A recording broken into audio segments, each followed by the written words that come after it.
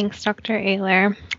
So today I figured we would talk a little bit about C. diff infection, mostly because there have been a whole slew of updated guidelines recently.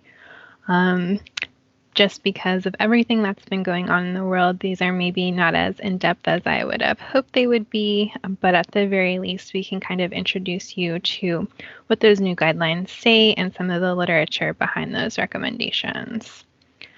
So I have nothing to disclose.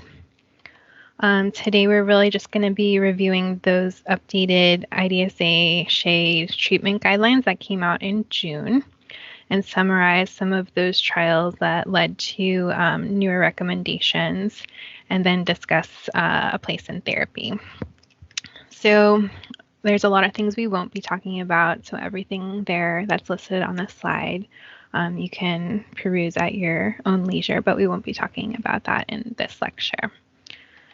So just to give you an overall timeline, the original guidelines came out in 2010, and a year later, Fidaxomicin was FDA approved.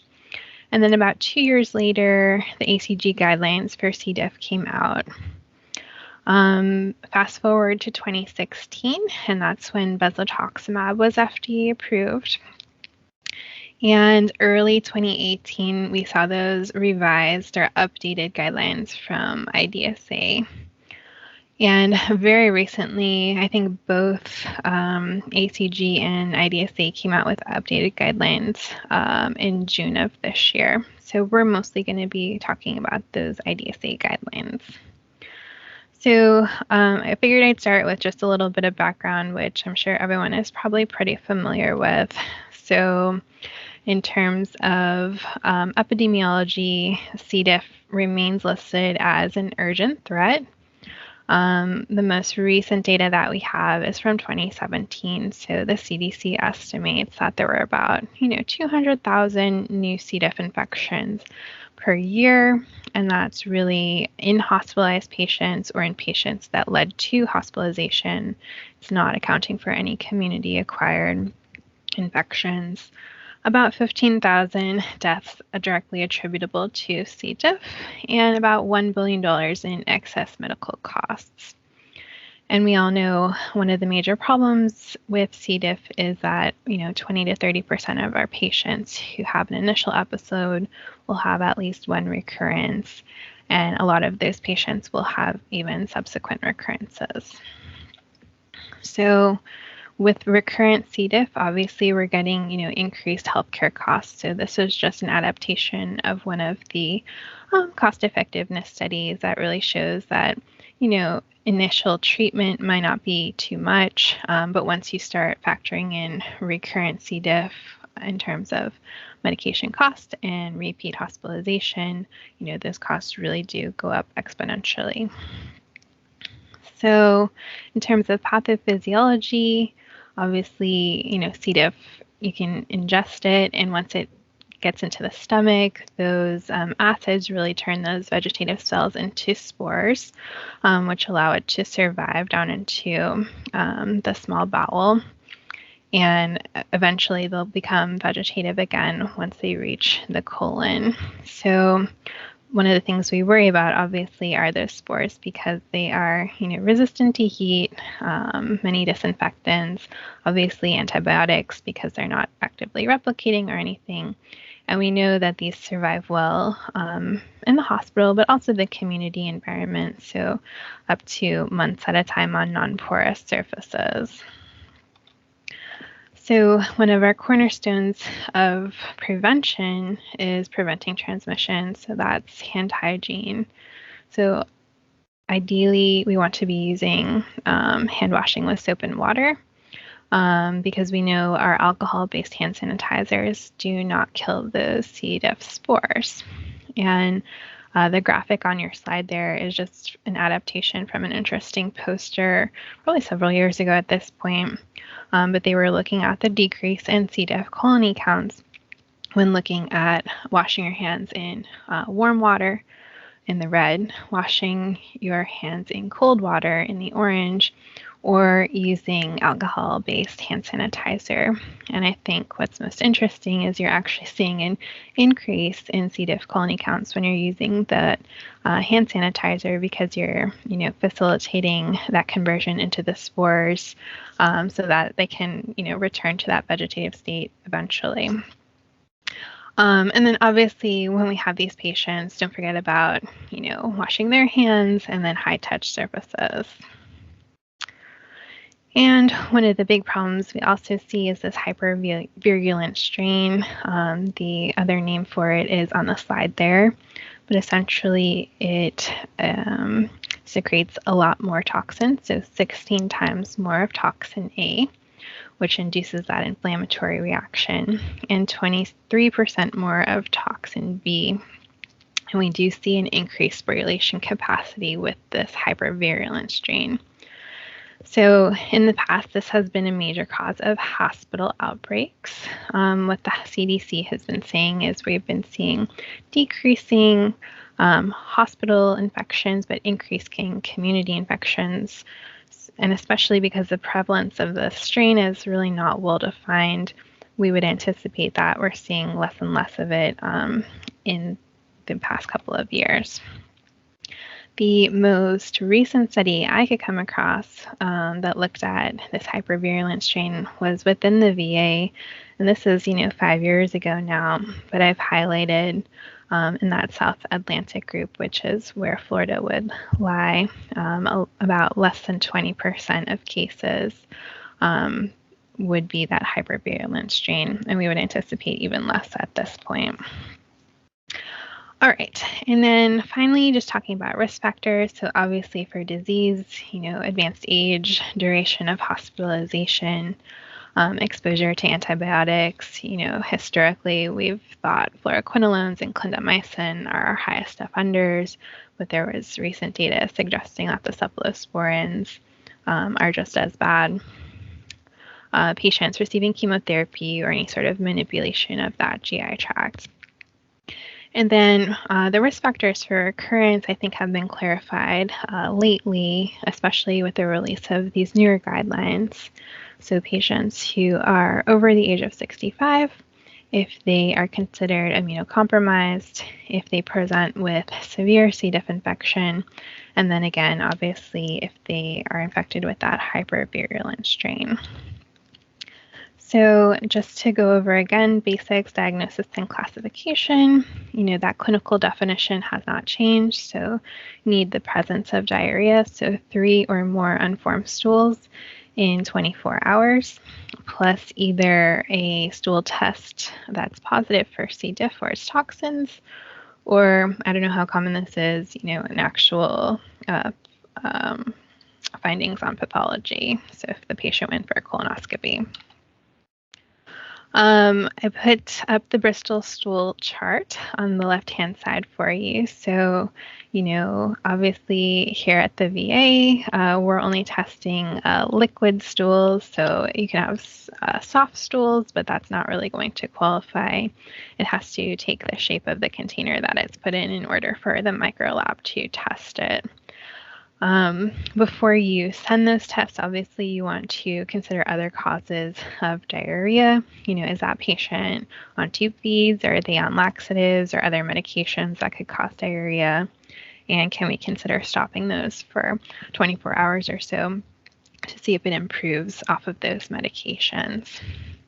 And then obviously we're not testing asymptomatic patients. So back in 2017, 2018, that's when the newer IDSA guidelines came out. And this is just a summary of the major changes that were represented in those guidelines. So we had our updated clinical definitions. So we went from mild to moderate and severe to non-severe and severe. And some of that supportive clinical data changed as well. So instead of it being 1.5 times difference in the serum creatinine, now it's a static number. The recommended treatment duration is now 10 days instead of 14. Oral metronidazole is really no longer recommended for non-fulminant disease. and fidaxomicin was included in some of those treatment options. So we'll go into each of those briefly before we talk about the new 2021 guidelines. So in terms of metronidazole, the 2010 IDSA guidelines recommended oral metronidazole as the first-line treatment with a high evidence level. And this was really based on two small randomized controlled trials, but they had less than 50 patients per arm. And there was really no difference in outcomes between patients who were treated with metronidazole or oral vancomycin, but at the time, metronidazole was significantly less expensive, and it was preferred due to decreased concern for the development of something like VRE. Now we have concerns, obviously, over increasing resistance. We're seeing more clinical failures with metronidazole, and some studies have even shown an MIC creep over the past several decades. I think the strongest evidence came from this one trial, which was actually looking at Levemir compared to metronidazole and Vanco. And other than us finding that it was not a really great drug, we got some really good evidence comparing metronidazole and vancomycin head-to-head. So on the right-hand side of your screen, you can see vancomycin in red and metronidazole in orange. And basically, we're looking at increased 30-day mortality rates. So increased mortality with metronidazole. And that was most pronounced in patients who had severe disease. So you will still see this listed as an alternative option for patients with non-severe disease. And that's because in that population, there wasn't a huge difference between the two. We talked about the duration changing from 14 to 10 days. Basically, all of our randomized trials have compared those 10-day treatment courses. And in most cases, that should be sufficient to resolve the symptoms in the majority of patients. And obviously, less is more. So shorter durations will have a lesser impact on the gut microbiome. And we know how important that is in this disease state. And the guidelines say we can consider extensions to 14-day courses in patients who have improved on therapy but may not have had entire symptom resolution by day 10. So this is a screen capture of those IDSA guidelines, and you can kind of see where they put fidaxomicin. So there were options for not only initial episode, but also first and second recurrence. And we'll talk about some of the literature that made those recommendations. So in terms of fidaxomicin, it's a macrocyclic bactericidal antibiotic, really narrow spectrum of activity, so gram-positives, and a low in vitro MIC. Really has minimal systemic absorption. We get high fecal concentrations, and one of the benefits is really less disruption of the normal gut flora, which will probably relate to some of the decreased occurrences that we see in trials of this medication. So this was the pivotal trial that got fidaxomicin FDA approved, and this was a large double-blind randomized trial that compared standard dose fidaxomicin with oral Vanco 4 times a day for either initial episode or first recurrence. And they were looking at 52 sites in the US and 15 in Canada. And they looked at about 550 patients with similar baseline characteristics. And the primary endpoint of the study was clinical cure, so looking at resolution of symptoms and no need for further C. diff therapy after the end of treatment. And some of their secondary endpoints were recurrence of C. diff and then global cure, where the definition is on your slide there. So this is a nice little representation of what they found. So on the left-hand side there, you can say clinical cure between fidaxomicin in gray and vancomycin in red is essentially no difference. But when you look at recurrence, you're actually seeing a statistically significant reduction in recurrence when using fidaxomicin as compared to Vanco. And what the authors of the study did is they also broke down those recurrences into the strains, so the non-hypervirulent strains and then those hypervirulent strains that we were talking about earlier. And if you looked at the hypervirulent strain, there were similar rates of recurrence, 24% with Fidaxomicin versus about 24% with Vinco as well. But they said the number of patients with that strain was just too small to adequately detect a difference.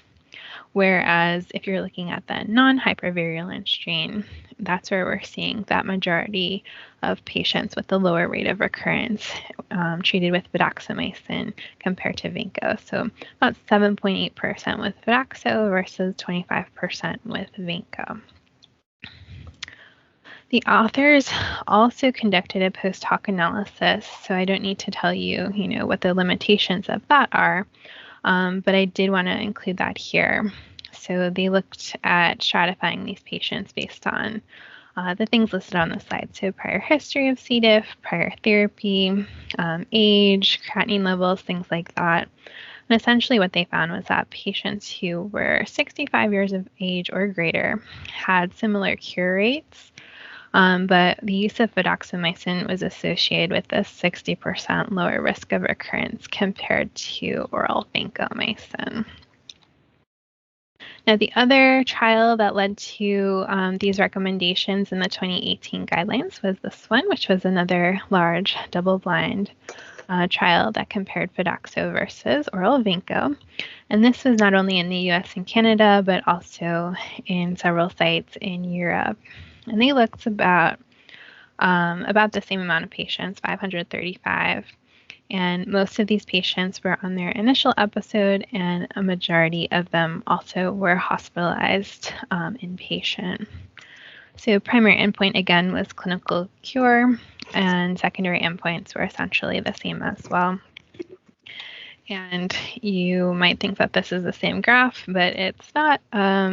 Essentially, they had the same findings. So in terms of clinical cure, there was really no difference between the two, but the patients who were treated with Fidaxomicin had less recurrences than those. So in summary, obviously the pros for Fidaxo, we know we have those lower MICs in vitro. It's twice a day dosing versus 4 times a day. Minimally absorbed, so we're having few systemic side effects. The con is it is very expensive for this 10-day course. And the conclusions basically non-inferior to vancomycin. We know it's associated with lower recurrence rates, but at the time, 2018, the place in therapy was really not well defined. So that brings us to last month, or June 2021, when these updated guidelines were published.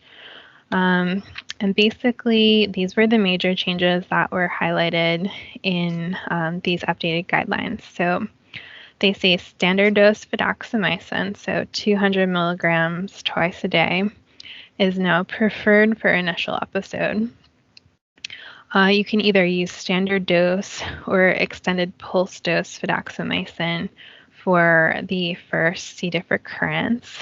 And then they actually comment on the use of Bezlotoxumab as an adjunctive therapy.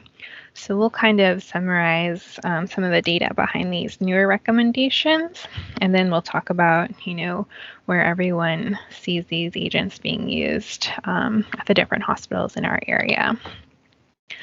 So the first trial that led to these new recommendations was this EXTEND trial.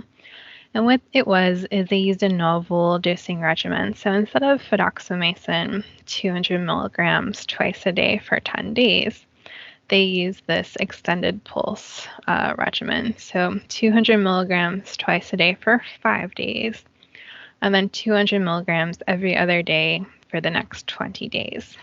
And they compared that to standard 4 times a day vancomycin. So what's nice is this regimen is still using that 20 tablets, so there's really no increase in cost to using this sort of treatment. And I put the baseline characteristics of the patients in this trial up on the screen there. And what I liked a lot about this trial is these patients tended to be a little bit older with more comorbidities than those initial two trials. So it was a little bit more relatable to at least our population here at the VA. And on the right-hand side, you can see, most of these patients, this was their first episode, and they were considered non-severe C. diff, classified as non-severe. So what's the rationale behind this, extended pulse dosing? So we talked a little bit about it in the beginning. So you're going to have a combination of both the vegetative cells and spores that are populating the colon. So when you give your antibiotic, in this case Fidaxomicin, it's going to kill all those vegetative cells. But those spores, which can't be killed by antibiotics, are still going to persist. So when you take the pressure off and you give antibiotic-free days, what that allows is those spores can then turn into vegetative cells again because the environment becomes a little bit more favorable to them. And then you hit them hard again with another dose of fidaxomicin, and hopefully you kill off the remaining vegetative cells so that they can't form any more spores. So that's the theory behind how this extended pulse dosing regimen works. And it's very similar. It's the same theory as why we use a vancomycin taper pulse. So this extend trial, if you're noticing a theme here, clinical cure was essentially the same between fidaxomicin and vanco, but significantly less recurrences with Fidaxo compared to oral vancomycin. And then there was one other trial out of Japan that was in the last couple of years that also led to these recommendations. So this was a large double-blind non-inferiority study that looked at standard dose fidaxomicin compared to oral vanco. And this again was either initial episode or first recurrence. And this was at 82 centers in Japan between 2014 and 2016. And they looked at about 200 hospitalized patients. So that's one of the key things here is that these were all inpatients. 90% with initial episode, and again, 78% with non-severe C. diff. And again, they were looking at global cure, so they defined that as resolution of symptoms and no recurrence within 28 days. And some of their secondary endpoints were clinical cure, recurrence, time to recurrence, time to resolution of diarrhea, and microbiologic efficacy. So on the left-hand side of your screen, you can see, again, global cure at the end of treatment was essentially the same between the two of them.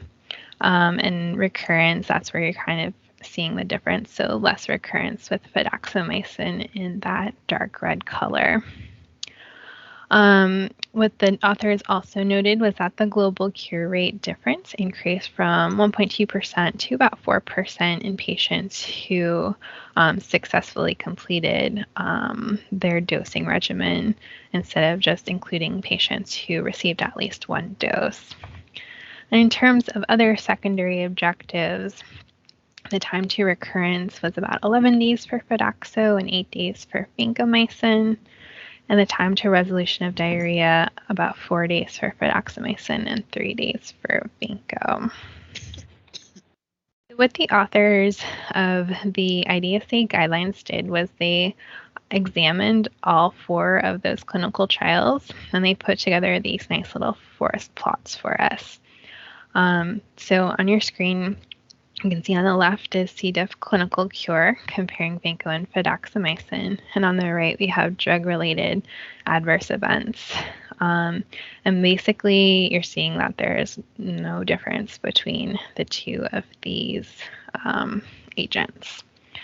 Now, when we look at the forest plots for recurrence, that's where we're kind of seeing the data favor fidaxomicin over vancomycin.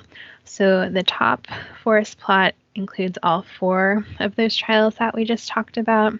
And the one on the bottom of your screen basically excludes that extend trial because the authors found that there was a high risk for bias for some of those self-reported outcomes. But even with excluding that trial, you still see that the data favors fidaxomicin in terms of decreased recurrences. So for the pooled analysis of the IDSA guidelines, we see that fidaxomicin was found to have comparable C. diff initial clinical cure. There was no increase in drug-related adverse events, nor a change in mortality. And we saw higher sustained clinical response, so an improvement in C. diff recurrence when using fidaxomicin compared to vancomycin. And I put the recommendations, like screen captures from the guidelines on the right-hand side of your screen. So at the top, for our initial episode, they say, yeah, we can use Fidaxo versus a standard course of vanco.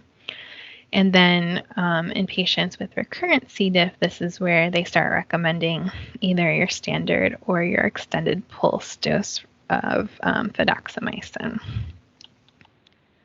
So there were also some cost-benefit and cost-effectiveness studies that I've summarized. There are quite a few in the guidelines, but I just kind of took 2 to represent most of them.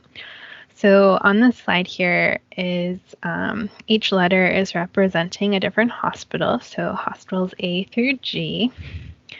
And basically what they did is they looked at implementing using fidaxomicin for their first episode of C. diff. So in the red, you have before fidaxomicin, and then gray, you have recurrences after the implementation of using fidaxomicin.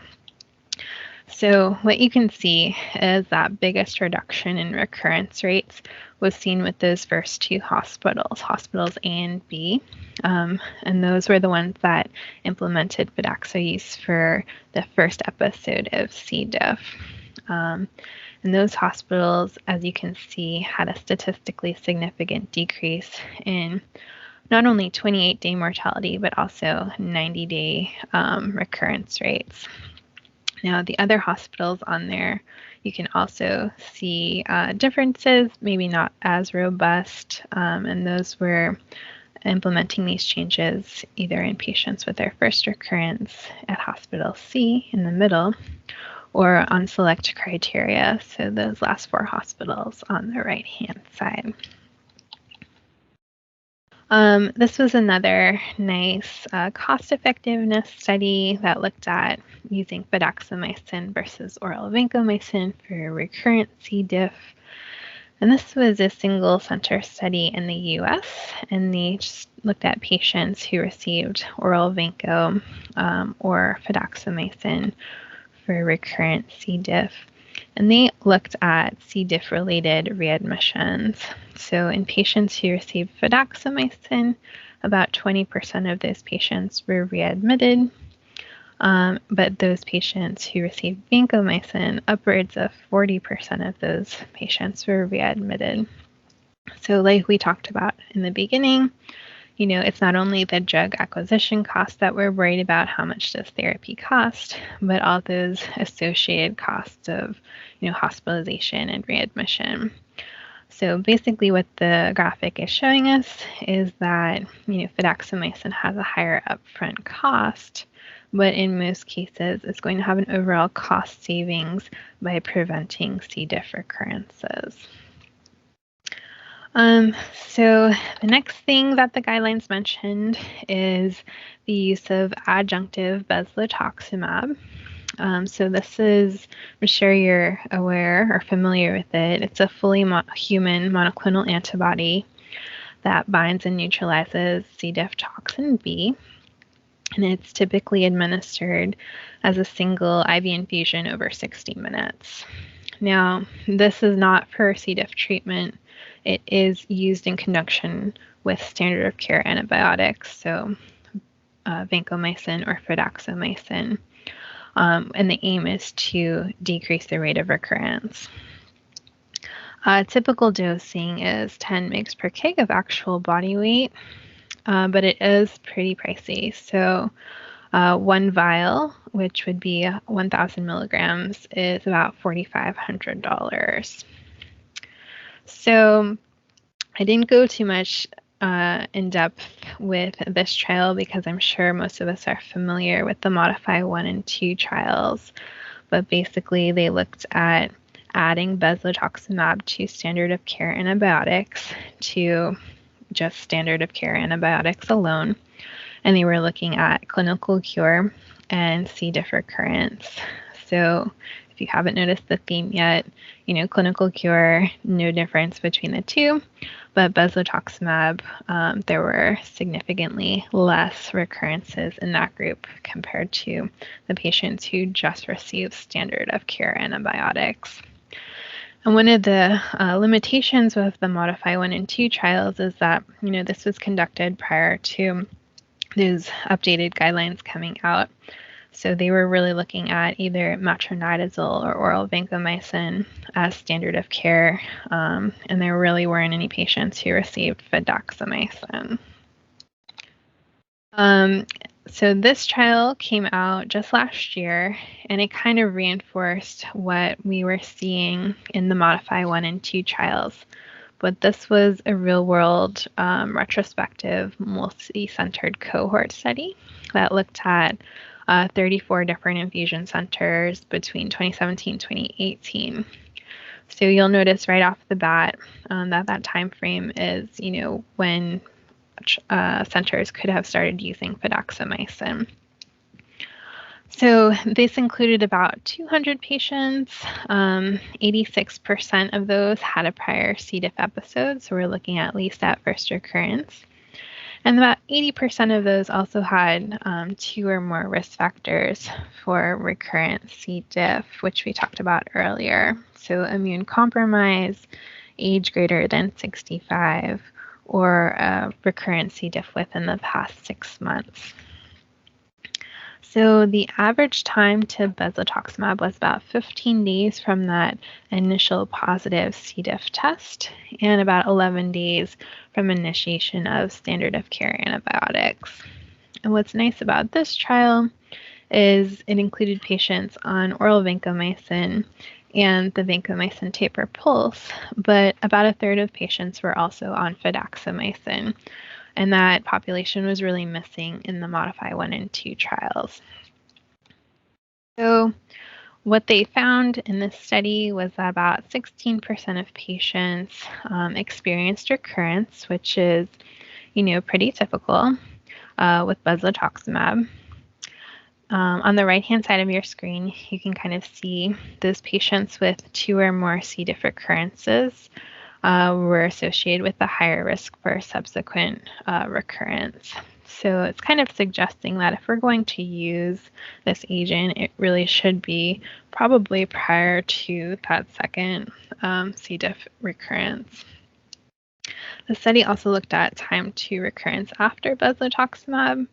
So about half of patients recurred within 30 days and the other half within, 30 to 60 days, with a few outliers up to 90 days after infusion. And the recurrence broken down by standard of care antibiotics was not significantly different between oral vancomycin or oral Fidaxomicin.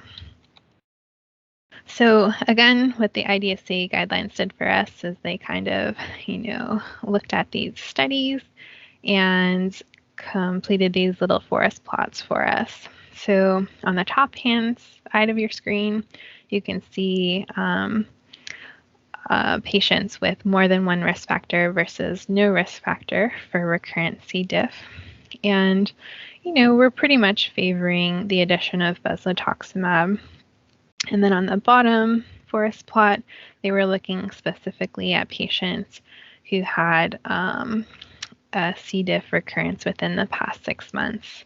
And again, the data is favoring adding bezlotoxumab to that standard of care antibiotic.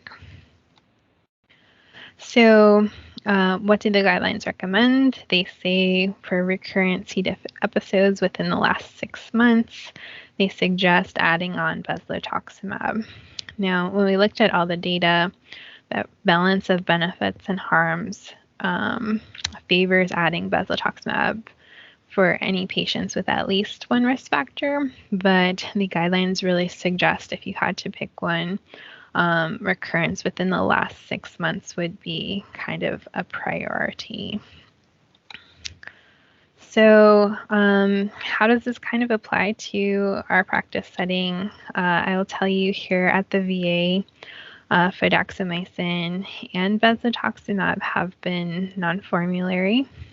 We have these criteria for use that were essentially set up even before the prior 2018 C. diff guideline update.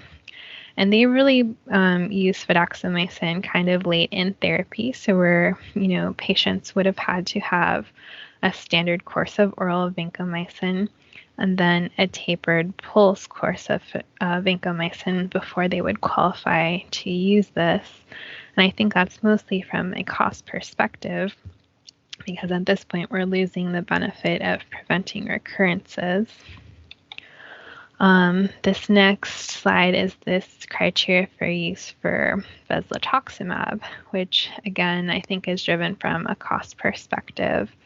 So these patients would have had to have failed 2 C. diff courses in the past before they would qualify. And I think that newer study from 2020 that we just talked about, favors adding it, much earlier, because once you get to that second recurrence, the chance of recurrence, even with bezlotoxumab, is relatively high.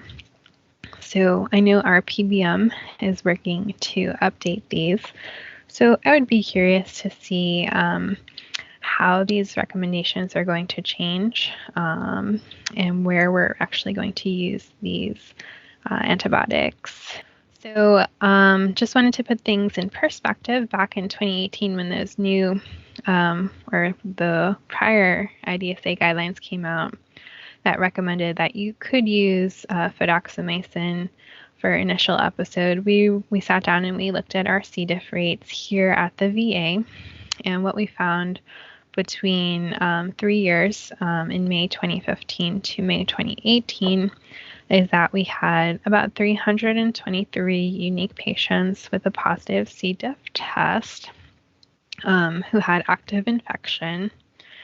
And of those patients, 69 had recurred over the time frame, so about a 21% recurrence rate, which is a little bit lower than maybe we'd anticipate, but not unheard of. And of those 69 patients, 48 had 1 recurrence and 21 had 2 or more recurrences. So as a group, we kind of decided at that time that we would offer Fidaxomicin as an option for first recurrence based on those numbers, mostly because treating everyone with Fidaxomicin for their initial episode was just still a little bit cost prohibitive. So, I mean, I'm a little short on time just because I couldn't really go into super detail on all those trials, but just to give you an overview of what those guidelines are saying, Fidaxomicin was upgraded in these new IDSA guidelines, so now it's preferred for the first episode, and it's an option for first recurrence. They did comment on using bezlotoxumab as an adjunctive for non-fulminant C. diff in those at high risk of recurrence. And they really stressed that the most important risk factor would be patients who had a recurrence within the past 6 months. So I figured I would open up the floor. I would just kind of be interested in how you are using these agents, how you would plan to use these agents, or if there have been any discussions at any of the neighboring hospitals as to, changes in therapy.